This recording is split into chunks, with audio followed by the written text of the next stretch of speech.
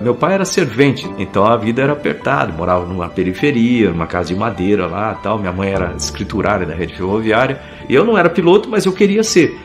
Então, quando você tem um sonho em alguma coisa, é bom você estar próximo do seu sonho. Aí o que eu fazia? Eu ia para lá no aeroclube, ficava junto com os pilotos, ajudava a empurrar avião, limpar planador. Mas eu não tinha dinheiro para pagar os voos, que eram caros, né? Mas eu estava lá. E aí os pilotos lá falaram assim: bom, já que você não tem dinheiro para voar aqui, por que você não vai para a Força Aérea? Na Força Aérea você pode voar, pode ter uma carreira e tudo mais, ótimo. Mas eu tinha que passar no concurso da Academia da Força Aérea, que não é fácil, você tem que estudar para chuchu, para passar ali. E além disso, né, não deve ser diferente da vida de muita gente, eu tinha que trabalhar para ajudar em casa. Então, quando eu tinha 14 anos, eu consegui meu primeiro emprego com carteira assinada, que era lá na Rede Ferroviária Federal também, como eletricista aprendiz. Um dia lá eu estava trabalhando na Rede Ferroviária, estudando os meus livros para fazer a prova da academia. Achei aqueles caras que já trabalhavam lá um tempão. Um deles chegou para mim e falou assim: rapaz, tá estudando o que aí? Tá sempre com esses livros assim? O que você quer fazer? Eu falei: não, eu quero ser piloto. Você ser piloto? Cai na real, rapaz. Você é culpa filho de rico. Você nunca vai conseguir, você vai ficar frustrado. Aquele negócio ficou marcado assim, né? Eu cheguei em casa aquele dia, tava chateado pra caramba. Aí minha mãe chegou do trabalho. Minha mãe era italiana, tinha os olhos azuis assim, né? Ela era brava pra chuchu. Eu lembro dela muito enérgica com tudo. Aí ela olhou bem pra mim e falou assim: o que foi? Eu falei: não, foi nada não. Fala ó, o que foi? Aí eu falei: não, é que eu tava lá na oficina, falei pro pessoal que eu quero ser piloto. Eles falaram pra mim que é impossível, isso é só pra filho de rico. Eu acho que eles têm razão. Como é que eu vou passar no cursinho? Como é que eu vou passar no vestibular? Não tô fazendo cursinho, nada disso, né? Ela parou bem, olhou pra mim aqui e falou assim: ó, presta atenção. Eles têm a vida deles, eles fazem o que eles quiserem com a vida deles. Você tem a sua vida. Eu te digo mais, você pode ser o que você quiser na vida, desde que você estude, trabalhe, persista e sempre faça mais do que esperam de você. Eu acreditei nela, fiz a prova da Academia da Força Aérea lá em Pirassununga, passei, e passei em segundo lugar no país. O que importa, na verdade, não é se você tem o melhor cursinho, se você fez, não importa se você quer realmente fazer a coisa e quanto você se dedica para aquilo. Fui ser piloto primeiro, aí fui para Natal, no Rio Grande do Norte, para fazer curso de aviação de caça. Transferido para Santa Maria, no Rio Grande do Sul, já como piloto operacional. Lá eu fiz outros cursos. Tá reparando como estou falando curso um monte de vezes? Então, para aqueles jovens aí que têm um sonho grande na frente, lembre o seguinte: a educação, ela abre o seu caminho para o seu sonho. Ninguém consegue chegar lá sem saber de alguma coisa. Você precisa ter qualificação. Se você está bem preparado, as coisas acontecem na sua frente. Elas convergem para aquilo lá. E eu queria, logicamente, ser astronauta. Tinha aquele sonho de ser astronauta, né? De voar mais alto, chegar, ver a Terra lá do espaço, tudo. Mas eu nunca me iludia pelo fato de que o Brasil não tinha nenhum astronauta. O programa espacial não tinha absolutamente nenhuma ideia de astronauta. A única maneira seria se eu fosse americano, eu sou brasileiro. Então não tinha condições de fazer isso, mas mantinha lá na frente. Aí vem aquelas coisas, acabam se juntando. Aí eu fui para a Força Aérea Americana, voltei ao Brasil, voei com a Rússia, voltei, aí eu falei: pô, eu preciso agora incrementar a minha parte acadêmica de novo. Aí fui fazer um mestrado em que? Otimização de trajetórias orbitais, já para começar a alinhar mais os processos ali. Nessa época, aí que vem a coisa. O Brasil entrou no programa da Estação Espacial Internacional. De repente chega essa situação, falei: agora eu posso, né?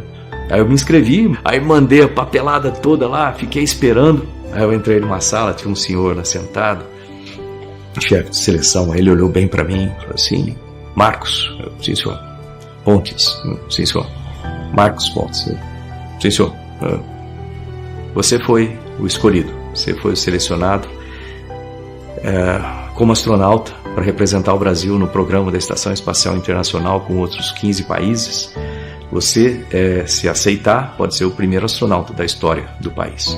Uma missão pelo país e para o país, levar a bandeira do Brasil pela primeira vez ao espaço, nas mãos de um brasileiro. E isso vai exigir sacrifícios da sua parte e da sua família. Você sabe que tem riscos envolvidos, não sabe? A gente não quer, mas talvez na tentativa de realizar essa missão você tenha um acidente e sacrifique a sua vida. O curso demora 2 anos, aí você fica fazendo especializações. E nada de ser escalado, né? Até que chegou em 2005, o chefe da Estação Espacial me ligou. Pois não, ele: Marcos, você está escalado para voar ano que vem. Sério? Como? Não tem espaçonave voando aqui. Não, você vai voar com os russos. Ok, quanto tempo eu tenho? 1 ano e meio para aprender os sistemas lá? Não, você tem 5 meses só. Detalhe, você sabe que na Rússia eles falam em russo, né? Sim, senhor. Pois você vai ter que aprender russo, porque o controle fala em russo, o checklist é em russo, o manual é em russo, o painel é em russo, as aulas são em russo, você vai ter que fazer prova em russo.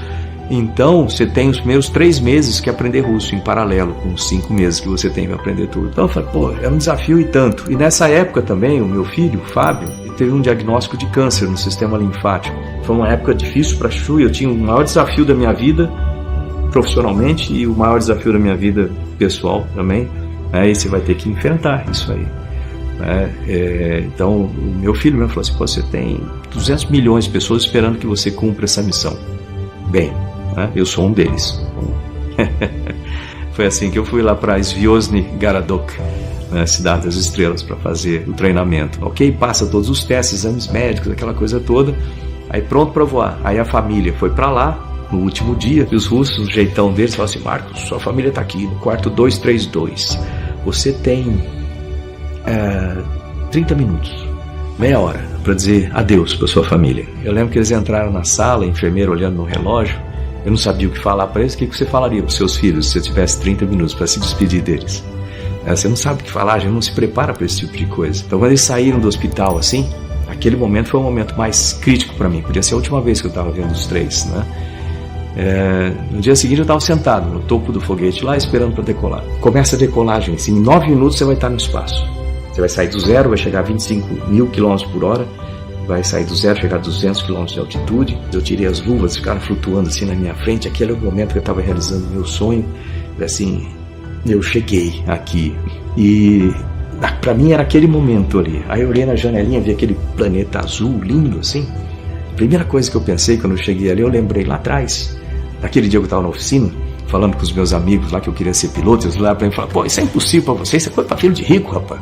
Você está estudando para quê? Você vai ser inútil, você vai ficar frustrado. E depois, quando eu cheguei em casa, a dona Zulei, com aqueles olhos azuis dela, falou assim, olha, você pode ser o que você quiser na vida, desde que você estude, trabalhe, persista e sempre faça mais do que esperam de você. Infelizmente, ela não pôde ver aquilo com os olhos azuis dela, porque ela faleceu em 2002, o voo foi em 2006. Eu tenho certeza que de algum lugar ela pôde ver aquilo lá. E para mim, compartilhar com ela aquele momento foi importante, porque na vida você sofre tanto para realizar alguma coisa, e quando a gente chega, a gente sempre lembra de tudo que aconteceu de errado, das pessoas que tentaram puxar o nosso tapete, eles aparecem de dúzias, E geralmente a gente esquece as pessoas que ajudaram a gente a chegar lá. Às vezes é uma mãe, um pai, muitas vezes vai ser um professor, uma professora, e é bom você compartilhar com eles aquele momentinho de felicidade, porque aquele momento vai ser para sempre.